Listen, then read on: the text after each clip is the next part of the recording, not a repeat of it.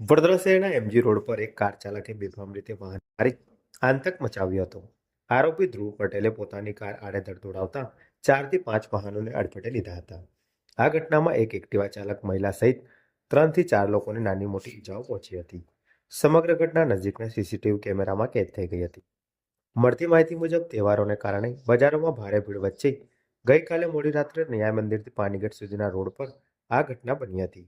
Car ચાલક બેફામ રીતે વાહન હંકારી રહ્યો હતો, જેના કારણે રસ્તા પર અફરાતફરીનો માહોલ સર્જાયો હતો અને વાહન ચાલકો તથા રાહદારીઓમાં ભય ફેલાયો હતો.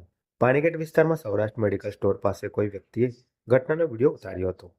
વિડીયોમાં દેખાય છે કે કેટલાક લોકો કારને અટકાવવાનો પ્રયાસ કરે છે, પરંતુ કાર ચાલક કાર ઝડપથી દોડાવી ભાગી જાય છે.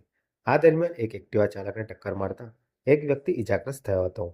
ઘટનાની જાણ થતાં સિટી પોલીસની ટીમ તાત્કાલિક સ્થળ પર પહોંચી ગઈ હતી અને અજાણ્યા કાર ચાલક વિરુદ્ધ ગુનો દાખલ કર્યો હતો. બાદમાં પોલીસે વિસ્તારના સીસીટીવી ફૂટેજના આધારે તપાસ કરી કાળા રંગની કારના ચાલક આજવા રોડ પર રહેતા 29 વર્ષીય ધ્રુવ પટેલને ઝડપી પાડ્યો હતો અને તેના વિરુદ્ધ કાયદેસરની કાર્યવાહી હાથ ધરી છે.